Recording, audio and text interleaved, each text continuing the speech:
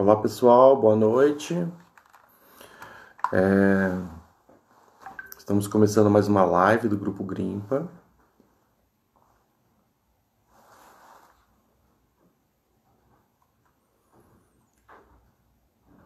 Olá Tayane, tudo bem? Esse espaço da live tem sido um bom momento para a gente se reencontrar. Tudo bem? Anne entrando, que bacana. Estou aguardando um pouquinho o André entrar. Nós já vamos começar. Saudades, muitas saudades.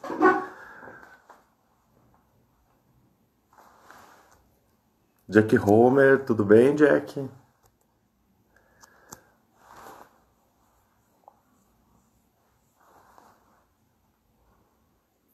Só estamos aguardando um pouquinho.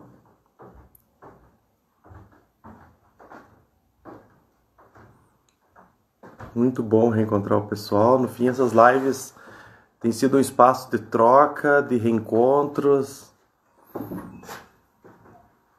de projeções. Tem sido muito interessante.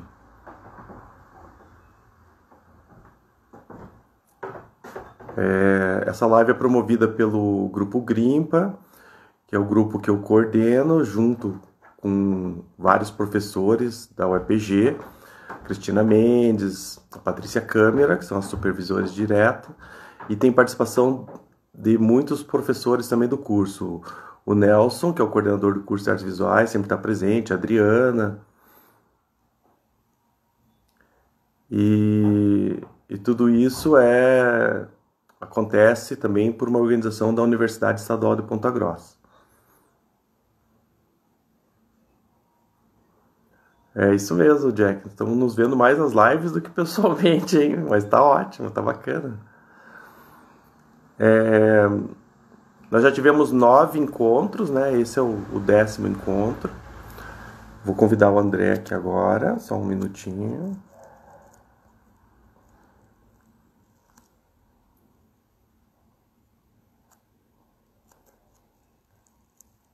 Tem que aguardar mais um pouquinho. E essas lives do Grimpa, elas discorrem principalmente sobre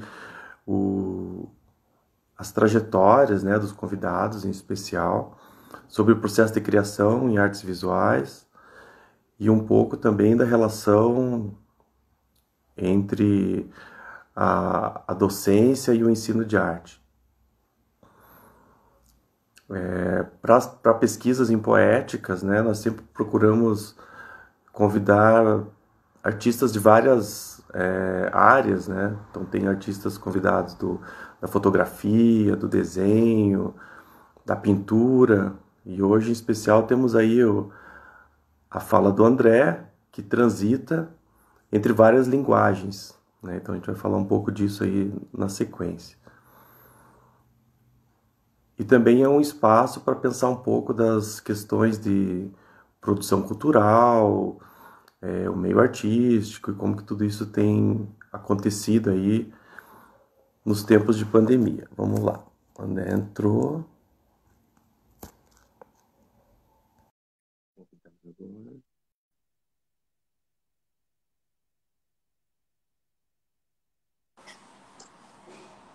Oi, André, boa noite. Oi, Renato, boa noite. Tudo bem? Tudo e você? Tudo bom. Então, matar um pouquinho da saudade aí, quanto tempo que a gente não conversa um pouco, né? Pois E é, já, ouvir um pouco do seu trabalho. Muito pois bom. é, muitos anos que não nos vemos, né? Eu tenho Eu, acompanhado o teu trabalho mais pelas redes sociais e até na última exposição em Curitiba eu não pude estar presente, já vou me desculpando, mas acompanhei de longe, né? E você tem feito um trabalho muito bacana, a Cris dando, acenando aí para você também. E a oi, gente fica muito orgulhoso, né? De ver o desempenho, ver toda essa trajetória aí que você está construindo. Então eu vou começar um ah, pouquinho pedindo para você. Pode falar, desculpa. não, que bom, eu fico feliz de saber disso. E aí aproveito também para agradecer pelo convite, pela oportunidade, né? Principalmente a você, a Cris e a todos do grupo Grimpa da universidade. É sempre bom, né, ter essa possibilidade de falar sobre o trabalho, sobre o que como as coisas estão acontecendo, né? Dada essa distância que eu estou já há alguns anos, né, de Curitiba e de todas as pessoas. Então é sempre muito bom poder participar. Muito bom. É, E assim, sempre gostei muito do teu trabalho, dessa. Tem algo que te inquieta sempre, né? Eu acho que isso é muito bacana a gente pensar, né? E como que isso vai acontecer aí, nessa tua história mesmo, que a gente vai começar a conversar agora. Eu acho que é bacana pensar que é uma parceria também entre as universidades, né? Com as lives estão surgindo essa possibilidade de conversas, de trocas e também de contar um pouco das dificuldades que a gente acaba passando, né? Acho que tudo isso é interessante também. Pensar a live como um espaço de troca aí para falar um pouco de arte. E eu acho que primeiro seria bacana você contar do teu início aí, como que foi, né, André? Essa escolha aí pelas artes visuais, os primeiros passos e como que as coisas se encaminharam. Bom, eu comecei a pensar em arte e ser artista vendo as pinturas que a minha família tinha em casa, né? Então, primeiro vi as coisas que a minha mãe tinha em casa, depois comecei a perceber as pinturas na casa da minha avó, das minhas tias, e aquilo, aos poucos, começou a me fascinar cada vez mais e fez com que eu buscasse compreender como que as coisas eram feitas e, e o que acontecia por detrás de tudo aquilo, né? Como que era aquele fascínio em torno do desenho, em torno da pintura. E comecei a passar quase que todos os dias próximo a uma galeria de arte que tinha na minha cidade natal. E eu tinha muita vontade de comprar algumas daquelas pinturas. Mas, obviamente, eu não tinha dinheiro para isso, né? E eles vendiam material de pintura nesse lugar. Então eu pensei, isso eu tinha uns 13 anos, mais ou menos. Se eu não posso comprar, então eu vou fazer a minha própria pintura. E fui Imagina. lá e comprei materiais e fiz a primeira pintura. Quando eu fiz a primeira pintura, eu já decidi que eu tinha que fazer mais. E aí, logo em seguida, eu já me convenci de que eu queria mesmo era ser artista. Deixa eu só abrir a porta aqui, que eu tenho um gato e ela tá querendo Os sair. gatos estão sempre presentes, né? Os gatos sempre aparecem nas lives, né? É bem engraçado isso. Pronto, desculpe. Não é? Então, a partir disso aí, eu comecei a pintar e decidi já que eu queria ser artista. E na época das escolhas, né, de segundo grau, que vestibular vai fazer, esse aqui, eu decidi na hora que era artes plásticas, né, ou artes visuais, ou investiguei várias universidades do país. E aconteceu uma coincidência que no ano que eu prestaria o vestibular, eu fui para o Festival de Inverno de Antonina. E fiz uma oficina de stencil que se chamava Paredes Pinturas com a Mônica Nador, de São Paulo. E nos primeiros dias a gente já desenvolveu uma ligação bem bacana ali em torno dos afazeres da oficina. E tinha um artista, que é o Fábio Folador, que foi aluno da Tuiuti, inclusive. E na época ele era aluno lá.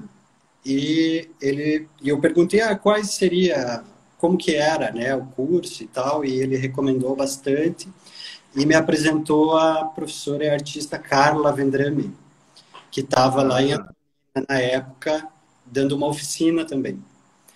E aí ele me disse, ela acabou de chegar de Milão, ela estudou na Academia de Brera e tal. E aí isso me interessou muito porque eu tinha essa vontade de estudar nessa universidade em Brera também.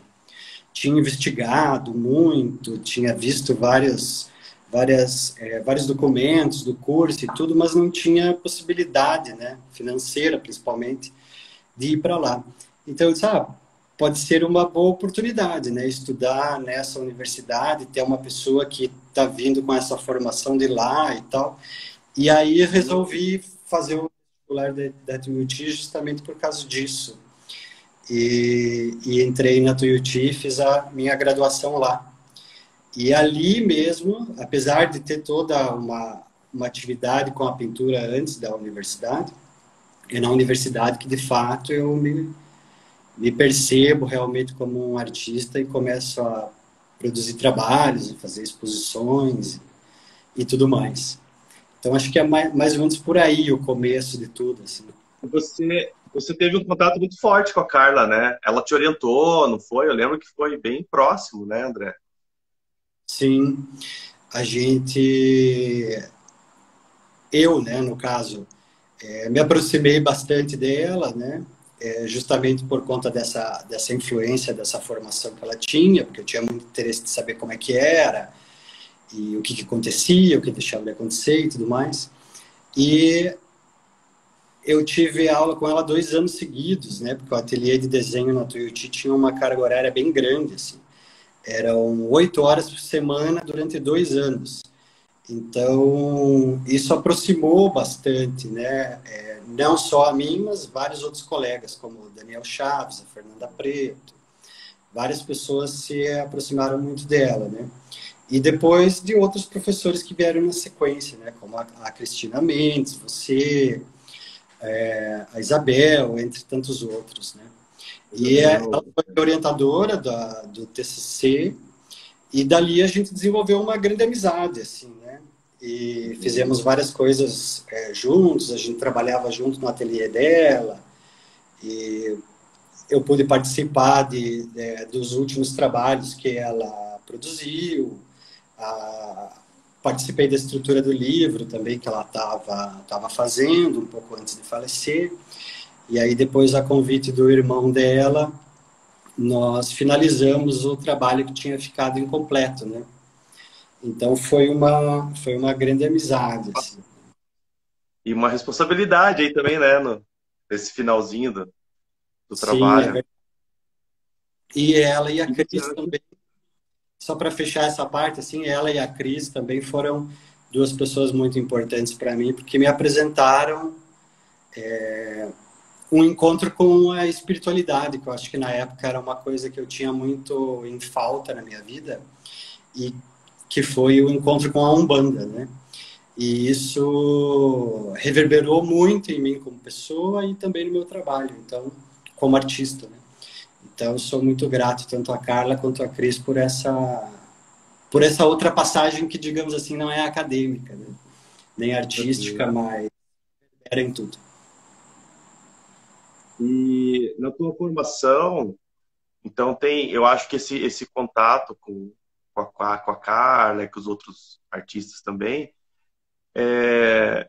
foi importante também para uma decisão tua que é fazer a pesquisa de TCC, depois mestrado, agora doutorado em poéticas visuais, né? Você que trabalhou sempre nessa linha, assim, como que você vê hoje o teu processo de criação? Acho que podia começar a contar um pouquinho de como que foi e depois como que está hoje, né? Porque também vai mudando, né, André, de acordo com essas vivências que a gente vai incorporando aí no trabalho. Sim, é verdade. Na época da faculdade, eu produzia muito trabalho em desenho. Então, o forte da minha produção era na área do desenho. As questões do vazio, do branco do papel, da ativação desse espaço dito imaculado, né? Trabalhar com pequenas inscrições que vão pontuando muito sutilmente o espaço, né? Então, o meu trabalho começa a beirar esse tipo de investigação. E, aos poucos, ele vai se transformando e hoje já é uma estrutura bem diferente. essa situação da pesquisa em poéticas, no começo, durante a graduação, ainda soava como uma coisa bastante nova, né, no Brasil e principalmente em Curitiba. E na época era bastante desafiador mostrar que era possível, já desde da graduação, um estudante de artes plásticas consolidar um trabalho com uma linguagem própria, né? E ainda bem que pouquíssimo tempo depois tudo isso passou e hoje a gente tem quase que uma grande maioria das graduações e das pós-graduações na nossa área vendo esse tipo de pesquisa com naturalidade, né? O que na época não era visto muito bem dessa forma. E isso é uma conquista nossa, né, dos artistas, onde a gente pode mostrar que falar do trabalho, né, e colocar ele em primeiro lugar dentro de uma investigação acadêmica, onde os aspectos teóricos, as referências, os suportes, as citações vêm atrás e o teu trabalho está lá na frente, e você diz que produzir artisticamente é construir conhecimento, né? E colocar isso num patamar de igualdade com a teoria é uma grande conquista nossa, realmente, né? Um privilégio, né? Como? E um privilégio nosso poder falar do trabalho, né? Poder Sim. pensar o trabalho enquanto ele se constrói, enquanto ele se instaura, né? Exatamente, porque esse tipo de pesquisa é justamente isso, né? É você falar de uma coisa que está sendo desenvolvida, que não existe, né? Então, quando você fala do teu próprio trabalho, você está falando de uma coisa que você não sabe ainda qual vai ser o resultado, né? Ela está em processo, ela está sendo feita. Então, no momento que você está produzindo os trabalhos, você está pensando teoricamente sobre eles, está relacionando com outros autores, com outros artistas, com outras obras, e todo esse processo mental que você faz de relacionar o que você produz com o que existe no mundo se materializa em forma de texto, né? E o texto nunca é uma descrição do trabalho, né? Você nunca diz, eu fiz isso por causa daquilo, né? Ou seja, você fala a partir do teu trabalho, né? E não do trabalho. Então, o teu trabalho que te abre para falar de outras coisas. Então, acho que foi isso uma das questões que nós conseguimos provar que era possível, né? Que até então muito se falava que esse tipo de trabalho poderia ser descritivo, poderia ser narcísico, poderia ser vaidade pura. Né? Exatamente, que não teria um distanciamento ético para que o artista falasse a respeito de si mesmo. Mas quando essas tantas pesquisas que existem pelo mundo, não só no Brasil, mas principalmente na França, nos Estados Unidos, na Alemanha, na Itália, né, onde as pessoas provam que é possível falar de questões teóricas a partir do trabalho, então não tem mais o que duvidar, né? A coisa está mais do que provada e aceita. E eu sempre topei esse desafio, porque eu sempre quis pensar o meu próprio trabalho. Tanto que já na graduação eu tinha uma grande dificuldade nas aulas que envolviam exercícios. Exercícios para você aprender determinada técnica, tanto de desenho, quanto de gravura, quanto de pintura, quanto de escultura, né? Ou seja, eram momentos que você exercitava para desenvolver um determinado procedimento técnico. E isso me deixava bastante nervoso, porque eu não queria perder o meu tempo com as técnicas. Eu queria criar alguma coisa do meu jeito, né? E eu queria sempre que cada trabalho que fizesse fosse uma criação. Eu tinha uma ansiedade assim, muito grande. E tanto que na gravura você deve lembrar muito disso, né? Porque você foi meu professor. Eu ia falar, exatamente. Que eu lembro de você no ateliê abrindo um monte de porta do armário. Eu perguntei assim, André, o que você está fazendo? Estou procurando alguma coisa. E foi até que desenvolveu um trabalho ali, né?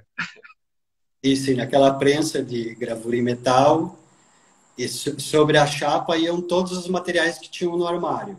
O talco, a acetona, o breu, a tinta, era tudo uma mistura ali.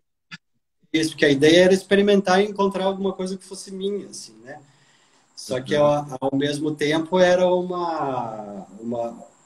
ao mesmo tempo que eu vejo um lado positivo disso, também vejo um lado negativo, né? Assim, de desobediência, de perder etapas, né? De pular etapas. Então, eu acho que eu fui muito assim. Hoje eu sou professor e ainda bem que eu não tenho alunos como eu. Eu ia te perguntar mesmo, como é que tá aí, sendo professor agora? Porque ser inquieto, né? Num trabalho de gravura que tem todo um procedimento técnico, quase que desequilibra o ateliê, não é? Exatamente.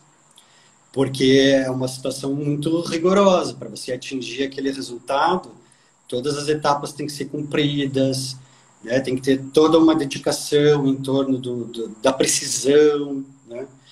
Coisas que na época eu fui eliminando e fui inventando um outro caminho, que depois, mais tarde, eu tive que recuperar toda essa outra parte, né? E aí tive uma proximidade grande com a Andréa Laz, no Solar do Barão, com a Denise Roman, e desenvolvi toda uma outra parte que eu perdi por minha causa, né? Junto com elas ali, na gravura em metal, na litografia e na serigrafia. E que foi muito importante para mim, porque logo depois eu me tornei professor de gravura na FAP, como professor temporário, fiquei quase 7 anos dando aula lá de gravura. E as aulas eram lá no Solar do Barão, né? Nos ateliês do Solar do Barão, porque a FAP não tinha na época ateliê, né? Não sei como anda hoje, mas na época não tinha. Então, nós dávamos as aulas lá. E eu ficava encarregado principalmente da litografia, né? E eu usava aquelas prensas históricas, as pedras históricas, né? Então foi muito bacana. E essa experiência toda no Solar, ela modificou totalmente o meu trabalho como artista. Então ali eu percebi de fato que ser professor e artista tava junto, porque o que eu estava aprendendo e desenvolvendo junto com os alunos ali acabou se misturando com o meu trabalho e fui para um outro lugar, né? Hoje a minha pintura, ela é tanto uma pintura quanto uma gravura, né? Depende do ponto de vista, porque ela é feita com matrizes, mas a tinta que eu uso é sempre a tinta a óleo ou a tinta acrílica, nunca é a tinta da gravura, né? Ou seja, eu pinto com matrizes hoje, né? Esse trabalho Você que está vai atrás, por camadas? por camadas, Esse trabalho que está aqui atrás é uma pintura de 2 metros de altura por 1,10, que está em processo, ela não está pronta ainda. E ela é toda feita com matrizes serigráficas, né? Eu vou imprimindo as imagens, criando camadas de imagens, sobrepondo, sobrepondo, sobrepondo, até que aquele plano zero da tela desaparece e eu tenho um emaranhado de imagens gráficas que constroem a superfície da pintura. E o trabalho fala de cor, fala de textura pictórica, fala de todas essas questões, mas é totalmente produzido a partir dessas questões que vêm do universo da gravura, né? Entendi. Mas esse em especial, né? Tem trabalhos que você vai alternar a serigrafia e a pintura, a pincelada, digamos. Sim. Aqueles trabalhos que vocês divulgaram para a live de hoje, eles são feitos da seguinte forma: eu vou pensando sempre o trabalho de baixo para cima, né? Ou seja, como se o fundo fosse subindo com as sobreposições de camadas. Então, lá no branco da tela, eu começo com as primeiras impressões de serigrafia, sempre com tinta acrílica ou tinta a óleo. Elas vão se sobrepondo, criando um jogo entre as imagens, até um determinado ponto onde eu percebo que não é mais possível de se continuar. E aí, em seguida, eu venho com uma cobertura de tinta a óleo, que tem uma camada bastante densa, bastante grossa, com vários milímetros de espessura, que desce como se fosse uma cortina que vela uma parte daquelas impressões. Destrói uma parte desse trabalho impresso e revela só uma pequena parte, que normalmente é na base do trabalho, gerando uma ideia de paisagem. Eu tenho uma pintura aqui, que eu separei, que eu acho que talvez dê para perceber. Então, essa parte toda aqui, ela é feita só com o óleo. E essa parte toda aqui é feita com as impressões, né, serigráficas. E aí fica também um pouco do processo, né, André? Sim. Ela cria essas rebarbas nas laterais, né? E aqui acho que dá para ver a espessura, né, da camada. É muita tinta mesmo em cima, né? E essas imagens que vêm embaixo aqui, elas surgiram com os primeiros trabalhos de gravura que eu fiz no Solar do Barão, que era um momento que eu precisava, que eu sempre falei de questões a respeito da paisagem no meu trabalho, né? Apesar de que o meu trabalho sempre foi abstrato, mas para mim sempre foi uma paisagem, né? Uma paisagem interior, um estado de paisagem, um sentir-se como uma paisagem, né? Não estar na paisagem, mas ser a paisagem, né? E o meu trabalho sempre foi muito liso, muito limpo, eram só camadas de cor, com recortes que mostravam as camadas de baixo, né? Sempre tive essa ideia de mostrar o que estava por detrás, né? De velar a pintura com diversas sobreposições. E no solar, eu comecei a pensar em trazer coisas dessa paisagem que eu vivo para dentro do trabalho. Então, eu comecei a observar esses detalhes da arquitetura eclética antiga de Curitiba, os detalhezinhos rococós que estão nas colunas dos edifícios, nas balaustradas, esses corrimãos de escadas, que são uma mistura de arte nouveau com outras coisas, essa situação eclética dessa arquitetura, né, daí principalmente de São Paulo, do Rio, que mistura essa arquitetura portuguesa com uma arquitetura francesa, né, é uma mistura bem diversificada, assim. E esses detalhezinhos eu comecei a capturar, assim como elementos que vinham da natureza, como galhos de árvores, cipós, plantas, e comecei a redesenhar tudo isso no computador. E nos programas de edição de computador, eu comecei a rotacionar essas imagens, a fundir uma na outra, a distorcer, ou seja, criar outra coisa com aquelas imagens que eu recolhia da cidade e da natureza.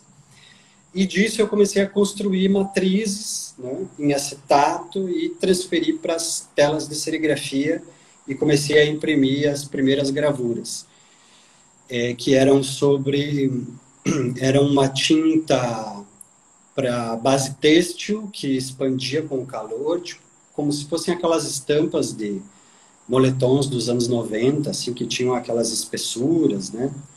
Aquelas emborrachadas. Comecei a utilizar isso. Puff, né? Isso. André, tem duas perguntas aqui para ajudar nesse momento, que é o José Roberto perguntou se você usa stencil também, ou só a tela gravada lá de serigrafia, e a Patrícia perguntando se você fotografa esses detalhes da arquitetura ou se você desenha, como que é? Tá. Então, muitos deles eu desenho, né? Eu vejo, quando tenho a possibilidade, desenho na hora. Quando não, tiro uma foto, né? Agora, na época, não tinha essa coisa desses celulares modernos e tal, né? Agora, hoje em dia, eu, quando posso, sempre fotografo, né? Tá sempre com o celular na mão. E trago isso para o computador e retrabalho e redesenho. E quando são feitos desenhos, mesmo registros manuais dessas imagens, aí eu tenho ao mesmo tempo uma questão mental delas ali, que também está registrado, e que aí eu acabo me soltando um pouco delas, tenho só uma memória, e dessa memória eu reconstruo outras coisas no computador. E do computador elas vão direto para a tela de serigrafia. Até então eu só fiz com serigrafia, não usei stencil ainda. Agora, nos projetos que eu estou desenvolvendo agora, eu tenho a pretensão de misturar a serigrafia com o stencil. mas até então é só serigrafia. O que tem no meu portfólio online ali é só serigrafia. E trazendo então essa coisa de um desenho que se parece muito com o expressionismo abstrato, né? Porque lembra muito um dripping, uma coisa assim, porque é um emaranhado de linhas e pontos, e eu nego essa coisa da precisão, né, da impressão serigráfica que é feita na gravura, utilizo a matriz como um instrumento de pintura, então eu considero os borrões, os respingos, os acertos, os erros, tudo isso entra dentro do trabalho, né? Um certo acaso que acontece junto, então. Isso, é um acaso que vem junto, né? E uma coisa que me fascina muito na gravura é essa coisa que você só descobre depois que você tira a matriz qual é o resultado, né? Acho que isso foi uma coisa que me fascinou muito, assim. Essa coisa que você prepara todo um procedimento, coloca a matriz em tinta, aí quando você tira a matriz você tem a surpresa, né? E no caso do gravador, essa surpresa ela não pode ser tão surpresa, né? Porque ele sempre está buscando um resultado específico, ele sabe exatamente o que ele precisa. Né? Ou dá certo ou dá errado, né? Nesse caso, quando dá errado, eu absorvo esse erro e transformo ele num elemento pictórico ali. Claro que não é todo gravador que trabalha dessa forma tão rigorosa, né? Mas dentro da tradição existe esse rigor, né? O projeto tem que ser seguido, né? Ou seja, o resultado final ele não pode ter falhas. No meu caso, as falhas, quando acontecem, ou eu jogo o trabalho fora e começo de novo, ou eu gosto delas e incorporo elas no meu trabalho. Então, essa coisa que eu estava falando de que esse emaranhado de linhas, ele lembra um expressionismo abstrato, né? Eu gosto disso. E gosto disso porque, num primeiro olhar do observador, ele vai pensar o quanto essa minha dedicação pode ressoar num sentido retrógrado, né? Dessa visão modernista, formalista e tudo mais. Mas depois, quando se percebe que tudo isso não tem a expressão gestual, ou seja, não existem gestos ali, é tudo mecânico, é tudo feito em computador. Estou com a janela aberta aqui. Tudo é feito em computador. É quase uma contradição, né, André? Oi? Quase uma contradição, né, entre o gestual e o programado, né? Que vai acontecendo aí durante o processo. Exatamente. E eu gosto muito de lidar com essas oposições, né? Então, o que parece ser super gestual, super manualizado, na verdade não tem nada de manual nesse sentido, né?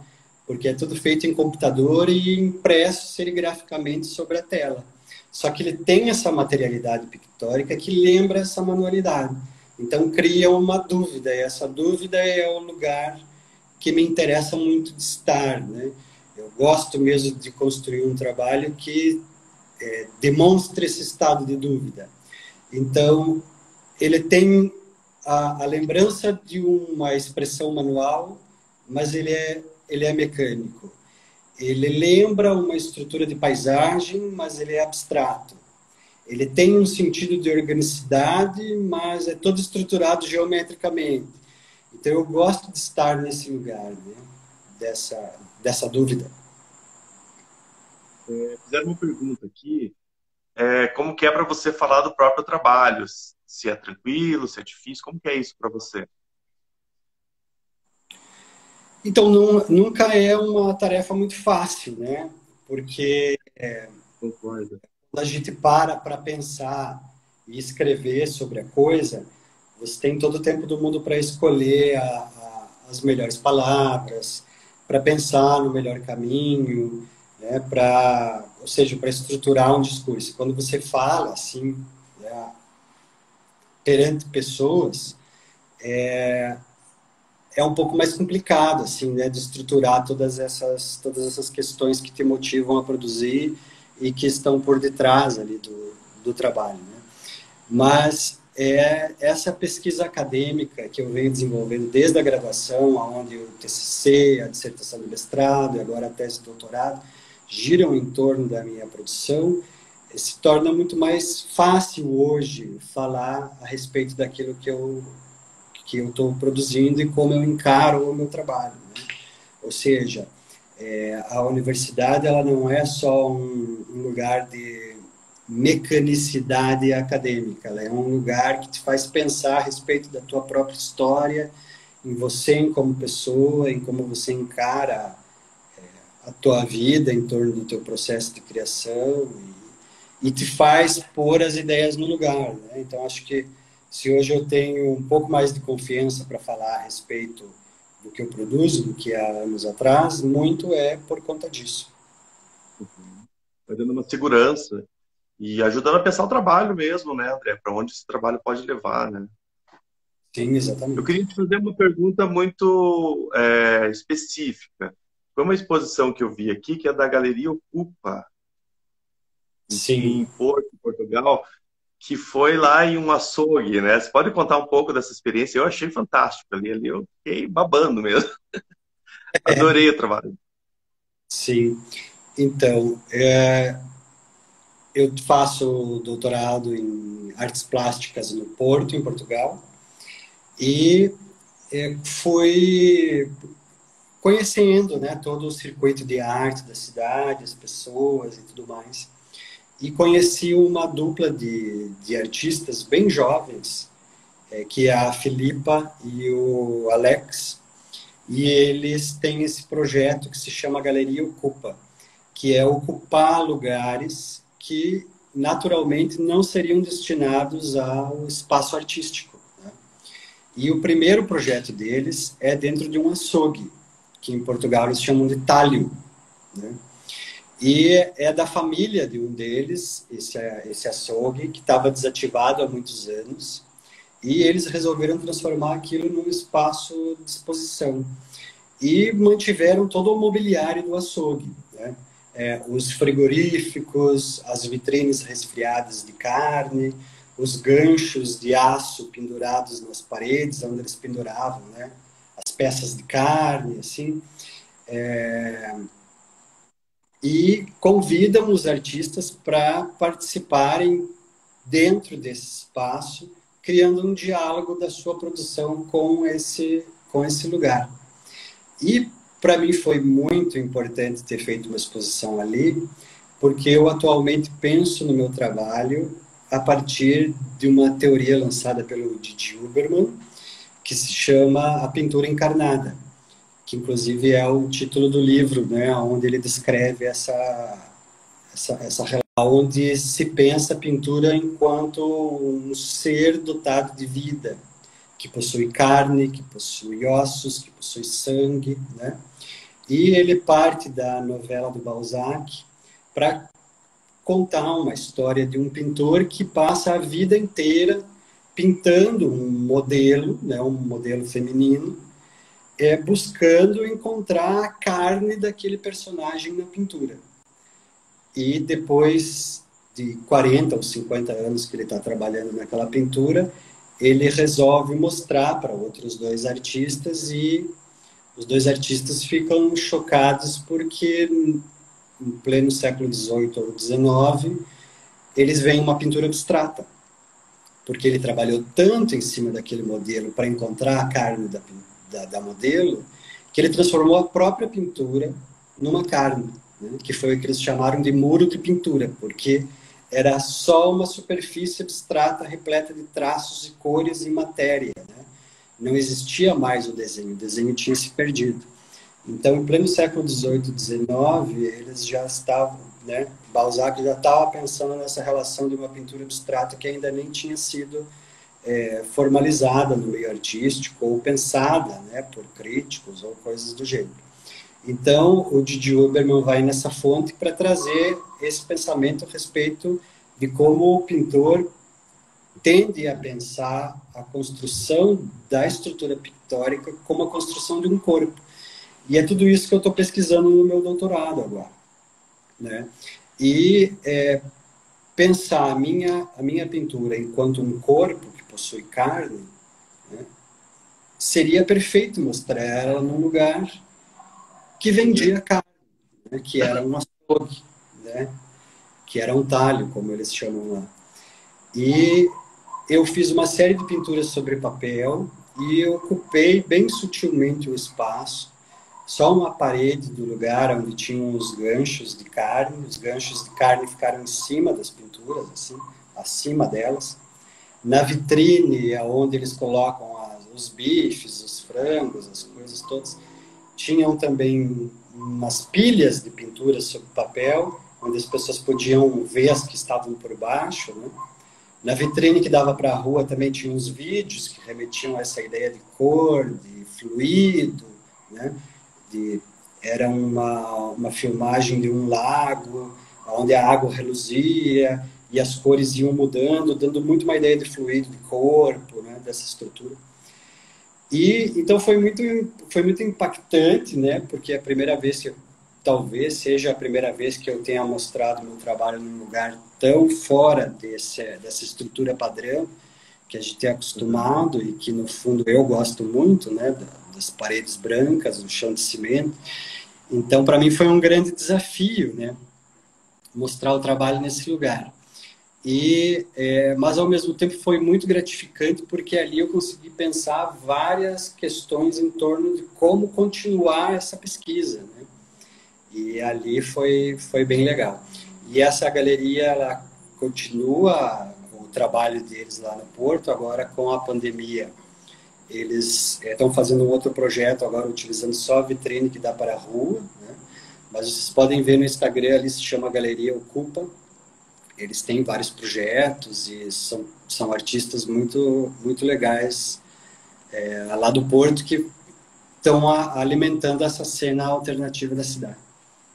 E, de certa maneira, eles criam um espaço também para se pensar arte, né, André? Diferente do que a gente está acostumado, né? Eu achei muito instigante. É muito instigante porque o espaço ele pede que você interaja com ele de uma forma diferente, né? Que você não está acostumado com tantas interferências, né? E essas interferências elas começam a fazer parte da tua estrutura expositiva, da questão que você está lançando ali, né? E no meu caso, as exposições elas sempre foram pensadas quase como instalações, né? Ou seja, as montagens que eu fiz, sempre pensando nas séries apresentadas em conjunto, elas sempre tentaram dialogar e ocupar o espaço de uma forma instalativa. Elas não são e não foram instalações, mas elas espetavam um pouquinho esse lugar, assim, né? E ali foi uma questão que me aproximou um pouco mais, né, dessa questão da instalação, assim, mesmo ainda estando dentro do suporte da pintura e apresentando pintura, né? Falando do espaço interno, mas também fazendo com que esse espaço interno reverbere no espaço externo, que é o espaço onde a pintura é abrigada. Bacana. E você falou de um vídeo, né? Daí isso me levou a uma questão. A tua produção, ela não fica em uma categoria, né? Ela está sempre transitando aí a gravura, a pintura, o desenho, o vídeo. Eu me lembro de algumas fotografias suas também. E, ao mesmo tempo, essas linguagens se misturam e parece que o hibridismo está sempre presente, né, André? Você está lá no desenho, mas ele tem uma questão da cor que está presente. Está na serigrafia, mas está discutindo pintura. Você concorda? O que você acha dessa possibilidade? Sim, eu sempre transitei bastante entre múltiplas linguagens, assim, né? Produzi trabalho em fotografia, em performance, em vídeo, em desenho, em gravura, em pintura. Até no objeto eu fiz algumas coisas, né? E em todas essas questões eu sempre comentei a respeito da pintura, né?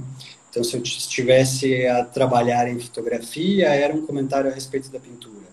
E assim nas outras linguagens também. Hoje eu me coloco mais atentamente na questão da própria pintura em si e nesse hibridismo dela com o desenho e com a gravura, mas também tenho produzido alguns trabalhos em vídeo, como esses que foram feitos esse ano para essa exposição lá da Ocupa. E acho que eu estou agora com um trabalho híbrido entre pintura e gravura e um que é vídeo e pintura, né? tô nesses dois lugares, assim, acho que eu consegui afunilar um pouco a minha curiosidade e focar agora nesses dois lugares, né? E tentar fazer com que eles se encontrem em algum momento e sejam uma coisa só, e depois voltem a se separar de novo, né? Sempre buscando fazer coisas diferentes. Apesar de que durante muito tempo o meu trabalho sempre foi repetindo questões, né? E um dia um colega artista me falou assim, mas você repete muito, né? Teu trabalho parece muito igual conforme o tempo vai passando, né? Pouquíssimas diferenças. E na época não tinha uma resposta, né, muito boa para dar, assim, acho que não disse nada. Mas hoje eu entendo que, na verdade, eu busco pelo esgotamento da imagem, né? Então, não é num trabalho, ou em 10 trabalhos, ou em 20 trabalhos, que eu consigo encontrar esse lugar, né? Do chega, dizendo, agora já encontrei tudo que eu tinha para encontrar, já descobri tudo, agora vou fazer uma coisa diferente, né? Vou pintar uma coisa figurativa agora, ou vou fazer, sei lá, uma outra coisa diferente. Não, ficar em cima daquilo até que aquilo se esgote de verdade, né? Então, essa série de pinturas que eu mostrei na galeria do Açougue, lá na Galeria Ocupa, ela é uma série com quase 300 trabalhos, né? Então, eu trabalho de forma muito compulsiva, assim, né? E eu acho que tem o tempo do trabalho também, né, André? Enquanto o trabalho está suscitando mais trabalhos, o artista se entrega, né? Acho que tem um pouco disso também, né? Sim, e uma coisa ela nunca se resolve de um único jeito, né? O mesmo procedimento, mesmas questões, mesmas ideias, elas podem cada vez consolidar novos caminhos, estruturar novas materializações, mostrar outros resultados. Então, eu estou sempre muito ansioso buscando por isso. Então, essa lentidão, essa morosidade, talvez, né, venha justamente por causa disso, assim, por essa insistência em fazer com que aquelas ideias se esgotem. Isso aqui, para elas se esgotarem, é um monte. E o tempo todo tem desdobramentos, né, André? Eu fui olhando a tua produção, existe um caminho que você está investigando ali, mas ele tem variações o tempo todo, né? Ele não é um único trabalho, né? Assim, cada momento parece que traz algumas questões, né? Isso eu achei muito bacana. E mostra também uma maturidade do trabalho, né? Ele vai se construindo, se instaurando, e aí você vai descobrindo outras coisas, né? Eu vejo dessa forma também, né? Que essa busca incessante vai fazendo com que eu vá atingindo outros degraus, né, no entendimento a respeito do meu trabalho, assim. Então, às vezes, séries inteiras, elas discutem uma determinada questão e quando elas se esgotam por essa exaustão, né, elas me mostram um outro lugar. Ou eu mudo o suporte, ou eu mudo a maneira de pintar, ou eu mudo as matrizes, né? Ou seja, e vou encontrando outras possibilidades, né? Nessa série das pinturas em papel, que foi a última que eu fiz, ali eu descobri que essas imagens impressas que existem no trabalho, né? Elas remetiam muito a uma ideia de escrita, de assinatura, quase como uma escritura ilegível, né? Pelo emaranhado, E essa escritura ilegível, que me levou a pensar numa assinatura, me fez pensar na possibilidade de integrar as palavras reais, né, legíveis, no trabalho. E eu comecei a ver, pela distância que eu estava, né, do Brasil, comecei a ver em Portugal essas notícias todas do desenvolvimento político, né, das queimadas na Amazônia. E o tempo todo na televisão ficavam passando aquelas mensagens, né? aquelas tarjas dos telejornais, com aquelas frases que vão andando embaixo, né? Aí aparecia assim na televisão portuguesa: Brasil, terra arrasada, mata em chamas, né? pessoas queimadas vivas, ou seja, e isso tudo começou a me deixar muito nervoso, e comecei a Distante pensar em ainda, todas né? essas frases feitas de impacto, né? E comecei a selecionar algumas delas, transformei também em matrizes serigráficas e comecei a imprimir alguns trechos dessas frases de impacto junto com essas imagens que são esses emaranhados todos, né? E comecei a construir pequenos textos que são sempre de trás para frente, né? E que, em certo modo, ficam legíveis e, em outros casos, ficam ilegíveis. Então, dando também esse caminho duplo, né, da questão da palavra como imagem, né? Ao mesmo tempo que ela é palavra, que ela comunica, que ela tem um significado, que ela é legível, que ela é compreensível, em outros momentos ela já não é, né? Então o caráter e imagem dela se situa e me traz ali outras questões. E ao mesmo tempo me coloca também mais próximo de um posicionamento político a respeito de todas essas questões que eu vejo acontecendo e registro isso um pouco dentro do meu trabalho também, né?